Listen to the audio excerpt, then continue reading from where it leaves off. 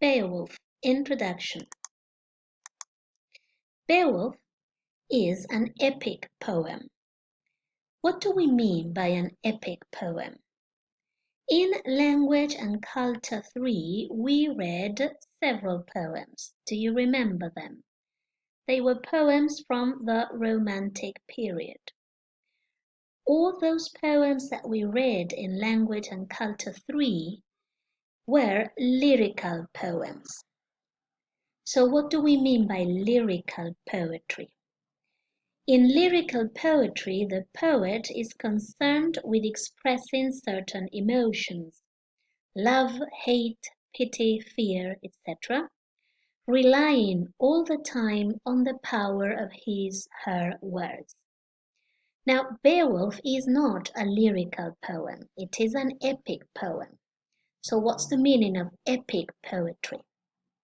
In this kind of poem, the poet tells a tale, a story, making use of character and action. If we go back to the poems from Language and Culture 3, those poems did not tell a story. There were no characters and almost no action in the sense of a story. That's the main difference with epic poetry. So essentially, epic poems are like the great-great-great-grandparents of novels. In an epic poem, there is a story and there are characters. Epic poetry.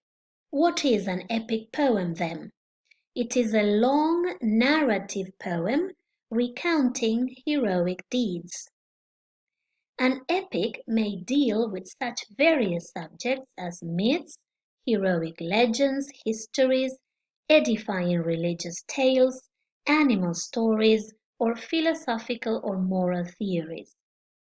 Epic poetry has been and continues to be used by peoples all over the world to transmit their traditions from one generation to another without the aid of writing. These traditions frequently consist of legendary narratives about the glorious deeds of their national heroes. Thus, scholars have often identified epic with a certain kind of heroic oral poetry, which comes into existence in so-called heroic ages. What is the purpose of an epic poem? What are its uses? Uses of the epic.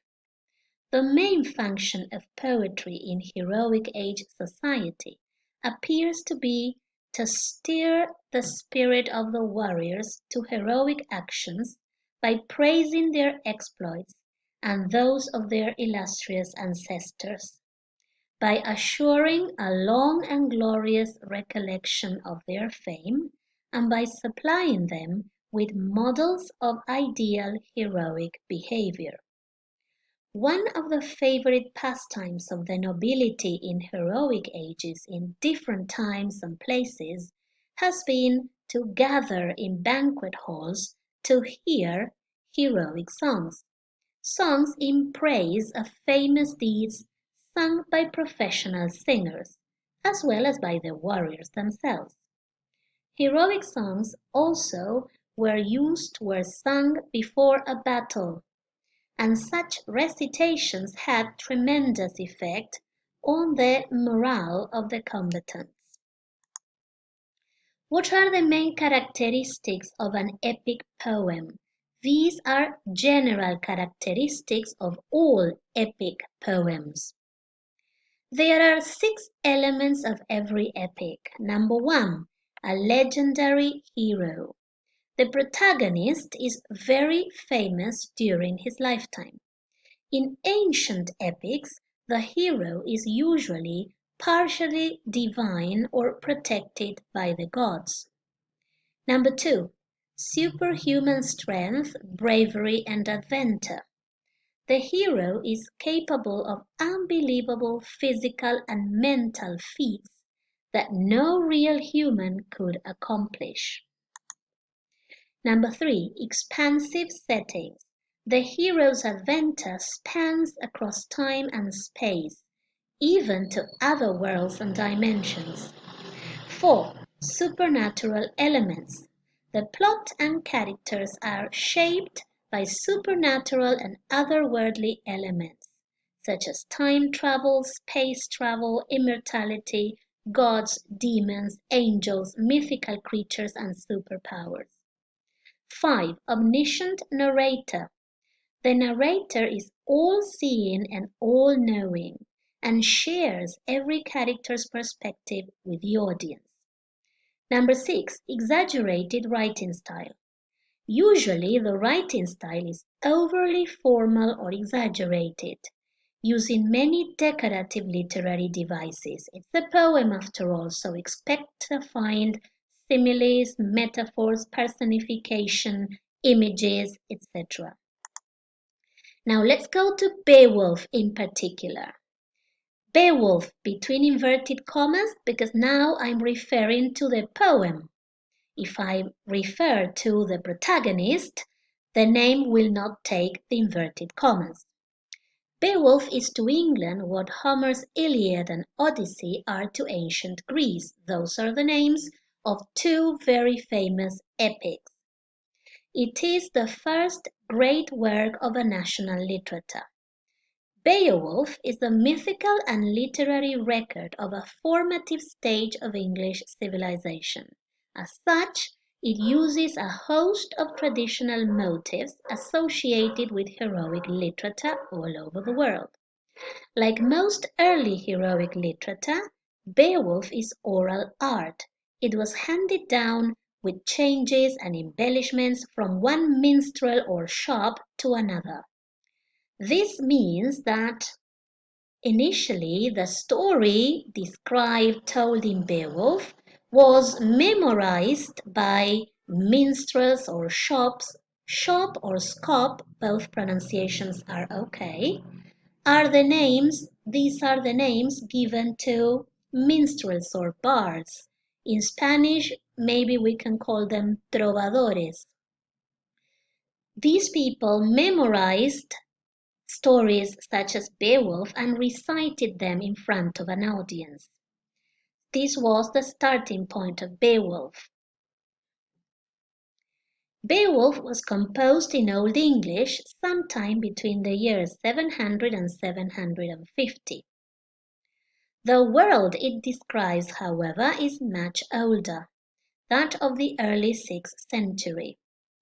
Now, you already know that the Anglo-Saxons invaded England in the 5th century AD. Beowulf was part of their tradition.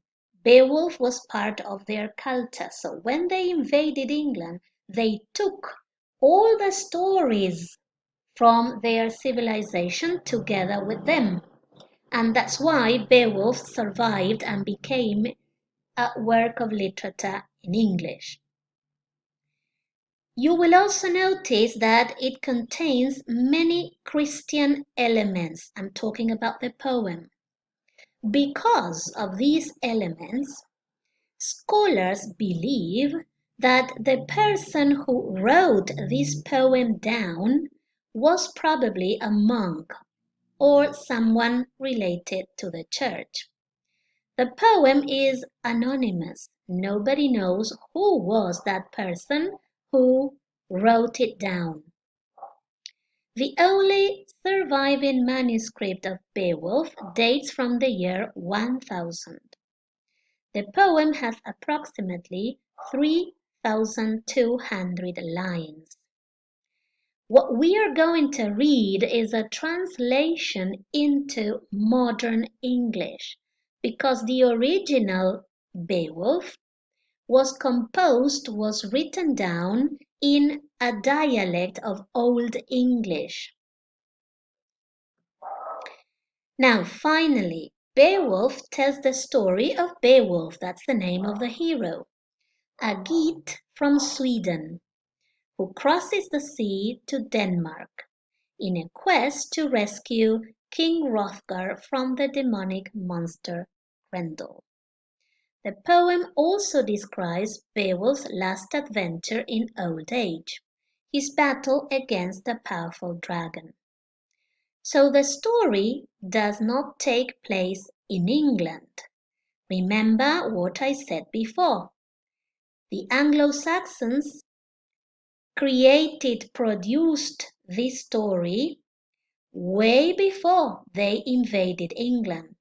That's why the action of the poem takes place in Denmark and then in Sweden.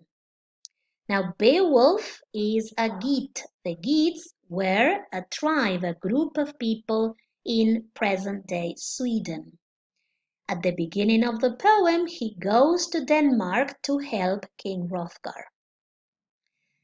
As we said before, the poem contains Christian references. Now, the Anglo-Saxons were pagans.